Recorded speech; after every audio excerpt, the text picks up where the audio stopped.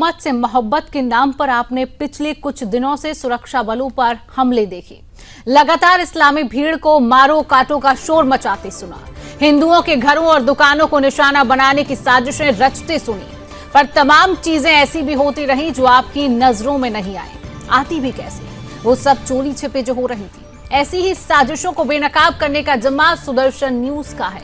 हमने खोज निकाला उत्तर प्रदेश के सीतापुर का एक ऐसा स्कूल जो असल में अंदर ही अंदर मदरसा बन चुका था। यहाँ बच्चों को काखा गाघा या एबीसीडी के बजाय आई लव मोहम्मद रटवाया जा रहा था। वो भी मुस्लिम बच्चे नहीं, बल्कि वो छात्र जो माथे पर चंदन और टीका लगाते हैं और हाथों में कलावा बांधते हैं। उनकी कॉपियों में कविता या निबंध नहीं है, बल्कि मोहम्मद से मोहब्बत की लाइनें लिखी हुई थी। अमर बाबू नाम से स्कूल होने की वजह से आसपास के धर्मनिरपेक्ष सोच रखने वाले हिंदू समुदाय के कई लोगों ने अपने बच्चों का एडमिशन यहां करवा कर रखा था। उनको नहीं पता था कि उनके बच्चों को डॉक्टर या इंजीनियर बनाने के लिए नहीं, बल्कि मोहम्मद से लव करने के लिए प्रेरित किया जा रहा था। बीजेपी के नेता डॉक्टर आशीष जी जुड़े हुए हैं। आशीष जी, जिस तरीके से बार बार हिंदुओं पर वार किया जाता है, वो बच्चे, मैं बार बार ये कह रही हूँ, वो मासूम बच्चे हैं जिनकी आंखों में सपने पनप रहे हैं कि वो डॉक्टर बनेंगे, बड़े होकर इंजीनियर बनेंगे, कुछ बड़ा करेंगे, लेकिन उनको शुरू से ही ये सिखाया जा रहा है कि आई लव मोहम्मद का आप पाठ पढ़िए, धर्मांतरण किस तरीके से होता है आप उसका पाठ पढ़िए। क्या कर रही है आपकी पार्टी? ऐसे लोगों पर क्या कार्रवाई होगी कि ये मामले जो लगातार बढ़ रहे हैं? जी शिवांगी जी, आपको, मेरे आदरणीय को पैनलिस्ट को और आपके चैनल के सभी प्यारे प्यारे दर्शकों को भारतीय जनता पार्टी की तरफ से मेरे यानी डॉक्टर आशीष का प्यार भरा नमस्कार।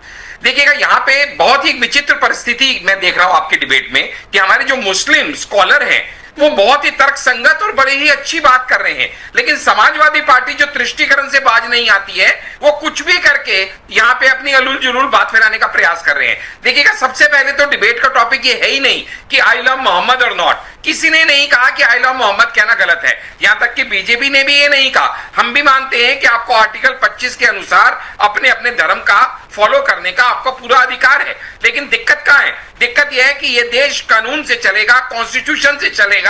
यह देश जिहाद की जगह नहीं लेने देंगे इसको।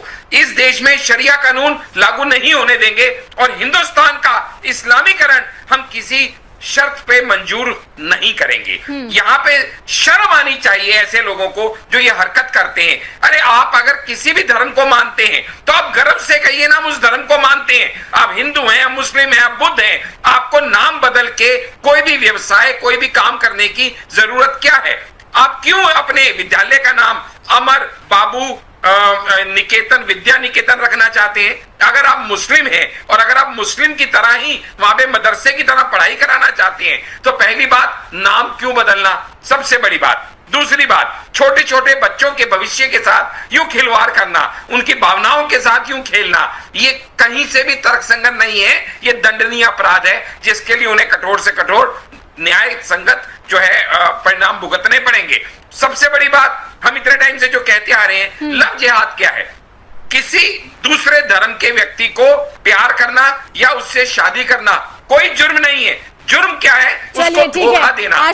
लोगों का यह भी कहना है कि स्कूल के अंदर गैर मुस्लिम बच्चों को अंदर ही अंदर धर्मांतरण के लिए भी उकसाया जाता था। हिंदू नाम से मुस्लिमों द्वारा ढाबा चलाने की घटनाएं पहले आपने कई बार देखी और सुनी जा चुकी हैं, पर नाम बदलकर स्कूल चलाने की दुर्लभ घटना संभवतः पहली बार सामने आई है।